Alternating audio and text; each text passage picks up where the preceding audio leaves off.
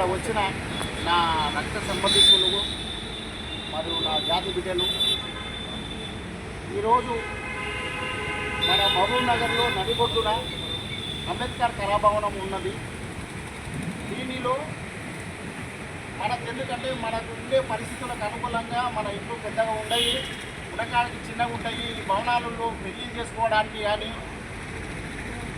ఏదైనా కార్యక్రమాలు చేసుకోవడానికి కానీ, మహనీయులవి ఏమైనా కార్యక్రమాలు చేయడానికి కానీ, ప్రతిదానికి మనం ఇక్కడ భవనాన్ని వాడుకుంటున్నాము.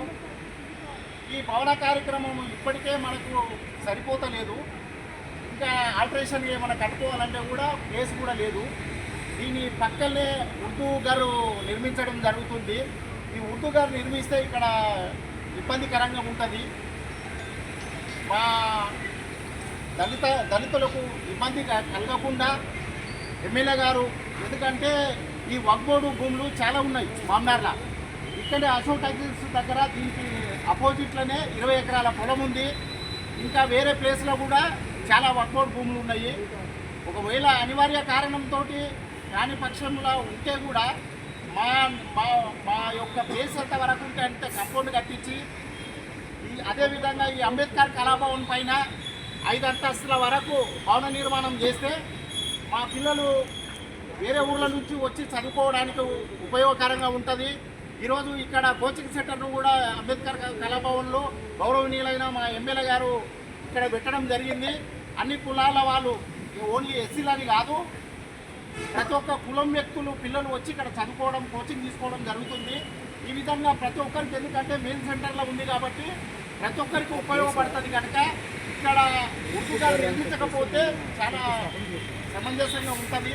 ఎందుకంటే ప్రతి ఒక్క కులం వాళ్ళు కూడా వచ్చి అంబేద్కర్ కళాభవన్లో ఇప్పుడు ప్రస్తుతానికి ఒక కోచింగ్ సెంటర్ కూడా ఇక్కడే జరుగుతుంది.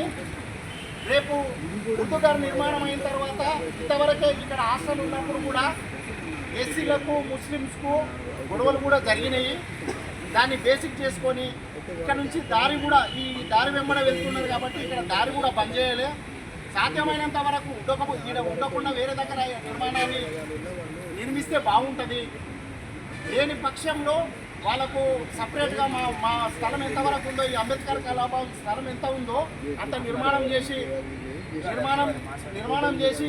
ఈ భవనాన్ని 5 అంతస్తులు నిర్మాణం చేయాలని మా గౌరవనీయులైన ఎమ్మెల్యే ఎన్ఎం శ్రీనివాసరెడ్డి గారిని కోరడం జరిగింది. అదేవిధంగా మా యొక్క కుల సంఘాల అందరికీ సంబంధించి మేము ఈరోజు రాతపూర్వకంగా అందరి సంతకాల సేకరణ చేసి మా ఎమ్మెల్యే గారికి కూడా రేపు వినతి పత్రం సమర్పిస్తున్నాము. ఒకవేళ లేని పక్షము ఇదైందంటే మాత్రం ఖచ్చితంగా ధర్నా కార్యక్రమాలు చేపట్టే పరిస్థితి ఏర్పడుతుంది కనుక అటువంటి అనివార్యం జరగకుండా, ఎవరికి ఇక్కడ ఇబ్బందులు జరగకుండా మా గౌరవనీయులైన ఎమ్మెల్యే గారు మమ్మల్ని ఆలోచన చేసి మా దళితులకు పరిస్థితులు అనివార్యం ఉంటాయి.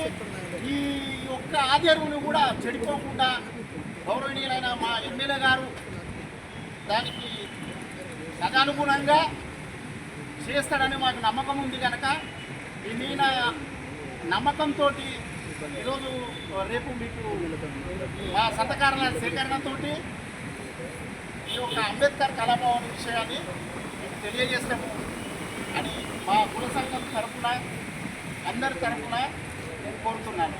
జై భీమ్.